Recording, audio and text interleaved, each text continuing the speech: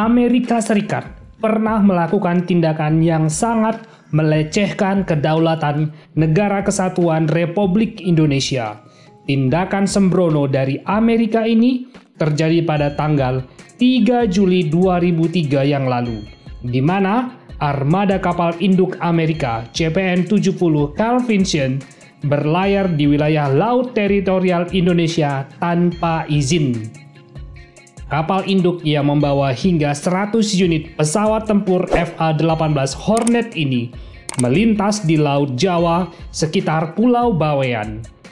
Tidak hanya berlayar tanpa izin saja, pesawat tempur FA-18 Hornet dari kapal induk ini pun terbang di sekitar Laut Jawa dan mengganggu penerbangan sipil Indonesia. Pesawat tempur FA-18 Hornet ini juga terbang tanpa meminta izin kepada otoritas di Indonesia. Sungguh sebuah bentuk pelecehan luar biasa atas kedaulatan Indonesia. Nah, Indonesia tentu saja tidak tinggal diam dan mengutus 2 unit pesawat tempur F-16 Block 15 Ochu untuk mendekati dan memperingatkan iringan kapal induk Amerika beserta pesawat tempurnya tersebut. Namun, kehadiran 2 unit pesawat tempur F-16 Indonesia justru dianggap sebagai sikap permusuhan oleh Amerika, dan mereka mengirimkan 5 unit pesawat tempur FA-18 Hornet untuk mengusir pesawat tempur Indonesia tersebut. Pilot pesawat tempur F-16 Indonesia tentu saja tidak mau mengalah begitu saja, karena berada di pihak yang benar menjaga kedaulatan Indonesia, dan efeknya adalah kejar-kejaran antara 2 unit pesawat tempur F-16 Indonesia melawan 5 unit pesawat tempur FA-18 Hornet Amerika tak terhindarkan. Hampir saja kedua pihak saling menembakkan rudalnya ke arah lawan. Namun komunikasi antara kedua belah pihak dibuka dan insiden mereda. Pilot pesawat tempur F-16 Indonesia meminta armada jet tempur FA-18 Hornet Amerika untuk tidak melanggar kedaulatan Indonesia karena wilayah mereka terbang dan berlayar bersama kapal induknya adalah wilayah kedaulatan Indonesia. Namun, di sisi lain, Amerika menjawab bahwa mereka berlayar di perairan internasional sehingga merasa tidak harus meminta izin ke Indonesia. Bayangkan saja, Laut Jawa yang memisahkan Pulau Jawa dan Pulau Kalimantan dianggap Amerika sebagai wilayah internasional, bukan wilayah kedaulatan Republik Indonesia. Padahal, menurut hukum laut internasional yang disahkan PBB UNCLOS 1982, wilayah ini jelas-jelas wilayah kedaulatan Indonesia. Jelas, ini merupakan sebuah bentuk pelecehan bagi kedaulatan Indonesia. Peristiwa ini sekarang populer disebut dengan peristiwa Bawean.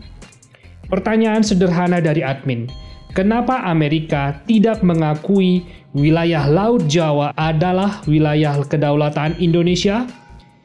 Ternyata jawabannya adalah karena Amerika Serikat tidak mengakui hukum laut internasional UNCLOS 1982 yang disahkan PBB. Amerika tidak mau tunduk kepada hukum itu dan memilih menentukan sendiri hukum laut sesuai keinginannya. Jelas, ini sebuah bentuk pelecehan, tidak hanya bagi kedaulatan Indonesia, tapi juga pelecehan bagi hukum laut internasional. Pertanyaan lanjutan dari admin, kenapa militer Amerika seolah-olah menantang militer Indonesia pada saat itu? Usut punya usut, ternyata pada saat itu, kondisi militer Indonesia sangat lemah, efek dari embargo militer yang dilakukan Amerika dan sekutunya kepada Indonesia sejak tahun 1995.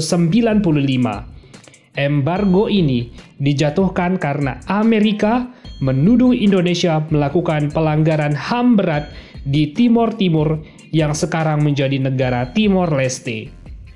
Dengan embargo militer dari tahun 1995, maka pasokan suku cadang dan perawatan alutsista Indonesia menjadi terhenti.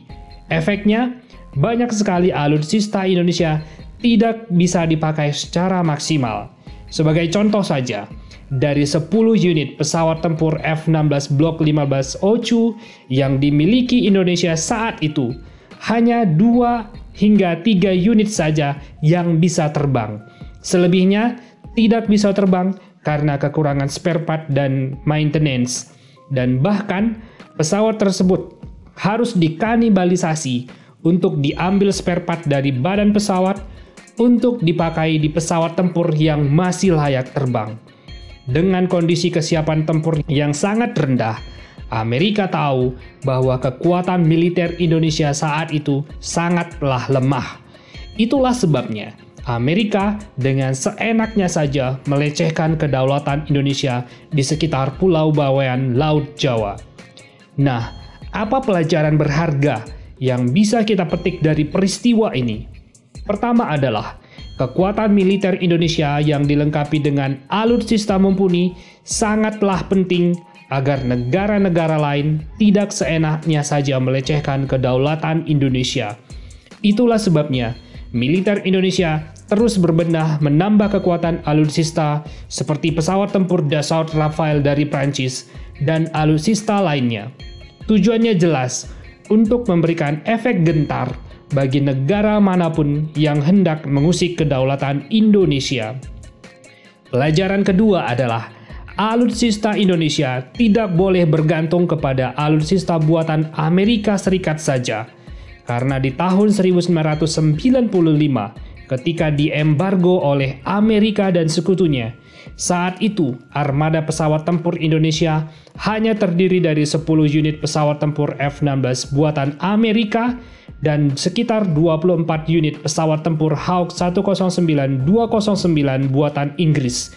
Kedua negara ini justru kompak menjatuhkan embargo militer ke Indonesia yang menyebabkan kebanyakan pesawat tempur Indonesia tidak bisa terbang pada saat itu. Itulah sebabnya militer Indonesia mulai mendatangkan alutsista berupa 16 unit pesawat tempur Sukhoi Su-27 SKM, Sukhoi Su-30 Mk2 dari Rusia sejak tahun 2003. Hingga saat ini, pesawat tempur buatan Rusia ini berdampingan dengan 33 unit pesawat tempur F-16 buatan Amerika dan sekitar 24 unit pesawat tempur Hawk 109-209 buatan Inggris. Artinya, kalaupun Amerika dan Inggris kembali menjatuhkan embargo ke Indonesia, masih ada sekitar 16 unit pesawat tempur Sukhoi Su-27, Su-30 buatan Rusia untuk menjaga kedaulatan Republik Indonesia. Pelajaran ketiga adalah Indonesia harus mendorong negara-negara kuat seperti Amerika untuk segera meratifikasi atau mengakui hukum laut internasional UNCLOS 1982 karena faktanya Amerika dan beberapa negara lainnya hingga saat ini belum mengakui hukum laut UNCLOS 1982 tersebut. Artinya, kejadian seperti peristiwa Bawean tahun 2003 yang lalu masih saja berpeluang terjadi di masa mendatang. Nah, sekian dulu video kali ini. Semoga video ini bermanfaat. Terima kasih.